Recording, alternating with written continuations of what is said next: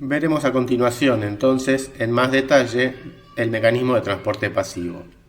Hablaremos primero de cuál es el mecanismo físico que lo gobierna, cuál es la fuerza motriz asociada y cuál es la vía a través del cual se canaliza este movimiento.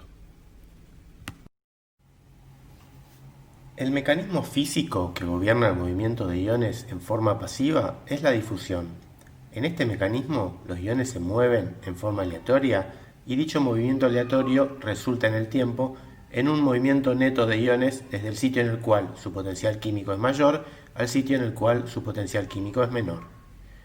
Este movimiento neto de iones ocurre mientras exista un gradiente de potencial químico. A este movimiento lo denominamos movimiento pasivo y, como dijimos, es espontáneo, es decir, ocurre sin gasto de energía metabólica asociada. Una vez alcanzado el equilibrio, es decir, cuando se equiparan el potencial químico en el interior y exterior celular, no existe un movimiento neto de sustancias a través de la membrana. ¿Quiere decir esto que los iones dejan de moverse? No, solo significa que, una vez alcanzado el equilibrio, el movimiento neto es cero. Pero se siguen moviendo los iones, ingresando a la célula tantos iones de una determinada naturaleza como iones de la misma naturaleza que egresan de la célula. Otro tema a considerar es por dónde se mueven físicamente los iones durante el movimiento de los mismos en forma pasiva. Los iones se mueven en forma pasiva atravesando canales proteicos, los cuales están constituidos por proteínas integrales de membrana que la atraviesan por completo y funcionan como poros selectivos que facilitan la difusión de iones a favor de su gradiente de potencial químico o electroquímico. Estos canales iónicos son conceptualmente equivalentes a los canales de agua que vimos en el módulo de economía del agua. El transporte a través de los canales es pasivo, pero presenta especificidad. Esta especificidad hace que, por un canal de potasio, por ejemplo, se mueva el ion potasio con gran facilidad siguiendo su gradiente de potencial químico, mientras que a través de dicho canal no se moverá con facilidad un ion calcio, aunque habrá movimiento de algunos iones de esta naturaleza. En menor medida aún se moverá a través de dicho canal iones cloruros que tienen carga negativa. Es decir, la especificidad del canal está determinada en cierta medida por las relaciones entre el tamaño y las cargas eléctricas del ion y del poro. La actividad de estos canales puede estar regulada de tal manera que cuando los mismos estén abiertos, los iones se muevan a través de ellos a gran velocidad. Sin embargo, los canales no están abiertos todo el tiempo. El grado de apertura de los mismos puede estar regulado, por ejemplo, por sustancias químicas que actúan sobre ellos. Ese es el caso de los llamados canales regulados por ligandos. O pueden estar regulados por cambios en el potencial eléctrico de la membrana, como veremos más adelante. De este modo, el número y el grado de apertura de los canales determinan la permeabilidad de la membrana al transporte pasivo del ion para el cual dicho canal presenta cierta especificidad. Como mencionamos anteriormente, para el caso de sustancias como los iones que presentan carga eléctrica, el potencial químico depende no solo de su concentración, sino también de su carga y de la interacción de la misma con los campos eléctricos a los que está sometida. Veamos entonces en qué consiste el campo eléctrico y cómo es que se generan diferencias en dichos campos a ambos lados de la membrana plasmática, lo que da lugar a lo que se conoce como potencial eléctrico de la membrana. El campo eléctrico de una región particular está determinado por el balance neto de cargas eléctricas positivas y negativas presentes en dicha región. Si bien la célula en su conjunto es eléctricamente neutra, es decir, tiene tantas cargas eléctricas positivas como negativas, si nos enfocamos en la zona que se encuentra adyacente a la membrana, esto no es así, ya que hay una mayor densidad de cargas positivas del lado externo de la misma, es decir, en el apoplastos, que del lado interno. Estas diferencias en el balance neto de cargas a ambos lados de la membrana genera una diferencia de potencial eléctrico que denominamos potencial de membrana. En una célula vegetal, el potencial de membrana siempre es negativo y tiene normalmente un valor de aproximadamente -100 a -110 milivolts, aunque dicha magnitud puede variar en respuesta tanto a estímulos endógenos como ambientales. Ahora bien, ¿cómo se generan esas diferencias de carga eléctrica neta a ambos lados de la membrana? Dichas diferencias están generadas por dos vías diferentes. Por un lado, existen bombas que utilizan la energía almacenada en la molécula de ATP para, al hidrolizar el ATP, utilizar la energía liberada para transportar protones a través de la membrana desde el interior celular hacia el exterior. Este mecanismo contribuye a generar un potencial de membrana negativo y se conoce como potencial metabólico del potencial de membrana.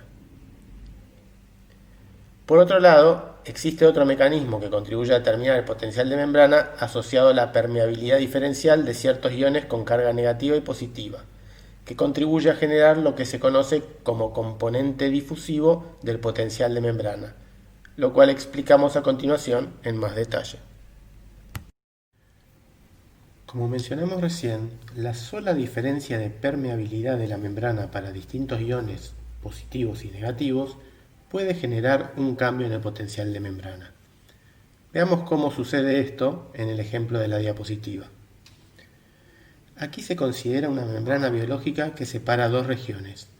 Una interna, a la izquierda, con una solución con concentraciones elevadas e iguales de aniones cloruros y cationes potasios, mientras que del lado externo de la membrana la concentración inicial de estos iones es similar pero baja. Dado que los campos eléctricos a ambos lados de la membrana son iguales, inicialmente, en el tiempo cero, en la figura de la izquierda, el potencial de membrana es cero. Si bien el potencial de membrana inicialmente es cero, existe un gradiente de potencial químico para ambos iones debido a las diferentes concentraciones que los mismos tienen a ambos lados de la membrana, lo que promueve el movimiento de dichos iones. Si bien la tendencia inicial a difundir de los iones potasio y cloruro es similar, ya que las diferencias de concentraciones para ambos iones a ambos lados de la membrana son iguales, los cationes potasio difunden con mayor facilidad dado que la membrana es más permeable a ellos que a los aniones cloruro. Esta difusión diferencial, asociada a una permeabilidad diferencial de la membrana, hace que en el tiempo 1, en la figura de la derecha, se generen diferencias en el campo eléctrico a ambos lados de la membrana, siendo el exterior más positivo y el interior más negativo, dando lugar a un potencial de membrana de menos 90 milivolts. El origen de este potencial de membrana ha sido simplemente la difusión diferencial y por lo tanto es lo que denominamos componente difusivo del potencial de membrana. Las diferencias en los campos eléctricos a ambos lados de una membrana biológica, que dan lugar a lo que denominamos potencial de membrana, pueden ser medidas. Para ello, se necesitan dos electrodos, uno que se coloca en el interior celular, llamado electrodo de lectura, y otro que se coloca en la solución que rodea la célula, llamado electrodo de referencia. Ambos electrodos se conectan a un voltímetro y esto permite medir la diferencia de potencial eléctrico a ambos lados de la membrana. Como dijimos, las células vegetales, las células en general, tienen un potencial de membrana negativo, siendo el interior más negativo que el exterior. Ahora, eso no significa que no pueda variar. Ese potencial de membrana, que puede tener un valor como el de la figura de menos 70 milivolts, puede hacerse incluso aún más negativo frente a un estímulo externo, y esto es lo que denominamos hiperpolarización de la membrana. Por ejemplo, porque salen más cationes potasio que en el momento anterior frente a un estímulo externo, como puede ser una hormona o como puede ser un estímulo lumínico, mientras que en otro momento un cambio en sentido contrario, por ejemplo, mayor ingreso de cationes potasio, puede dar lugar a la depolarización de la membrana, donde el potencial de membrana se hace menos negativo. Como mencionamos antes, una sustancia se mueve en forma pasiva desde donde su potencial químico es mayor hacia donde es menor hasta que alcanza el equilibrio al igualarse los potenciales químicos. Para una sustancia sin carga eléctrica, como puede ser la sacarosa,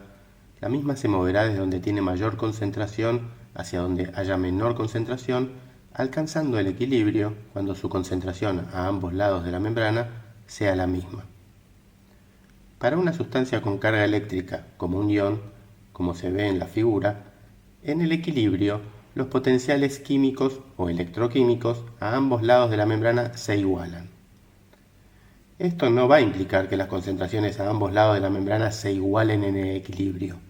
ya que, como se ve a continuación, el potencial químico resulta de la combinación de términos asociados tanto a la concentración como al potencial eléctrico.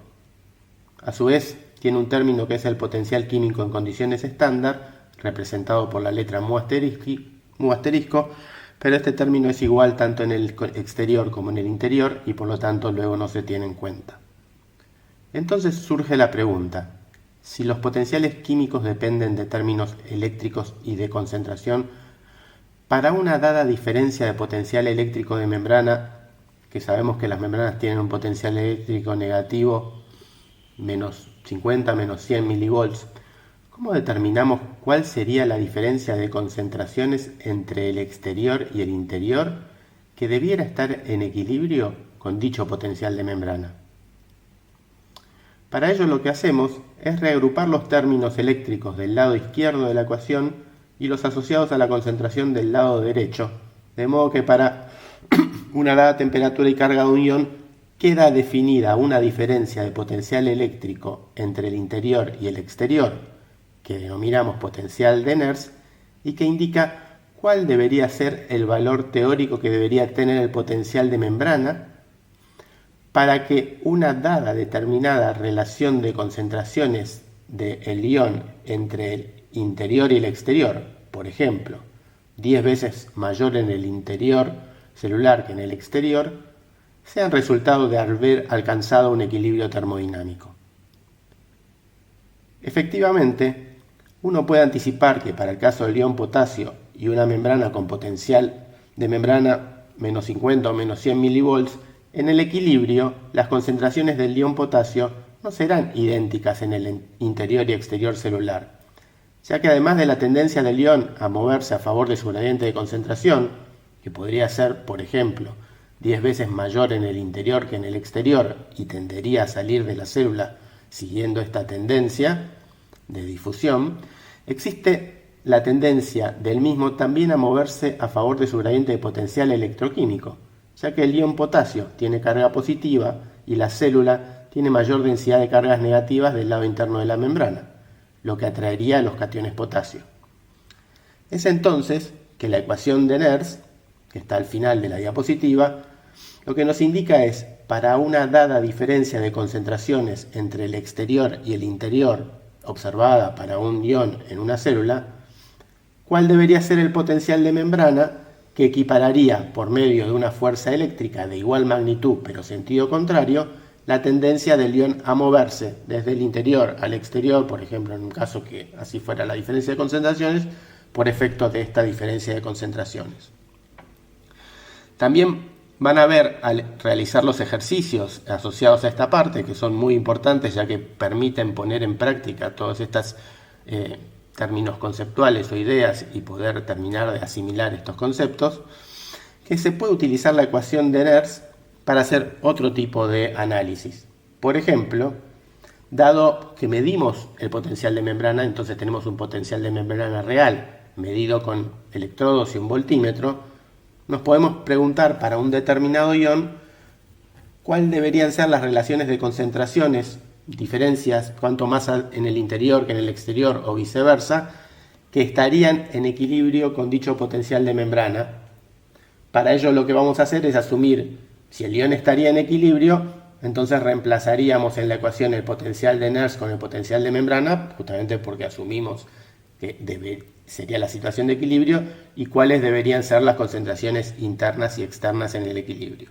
Y si tenemos la información luego de cuáles son las concentraciones internas y externas reales, veremos si efectivamente dicho ion se encuentra en el equilibrio o no.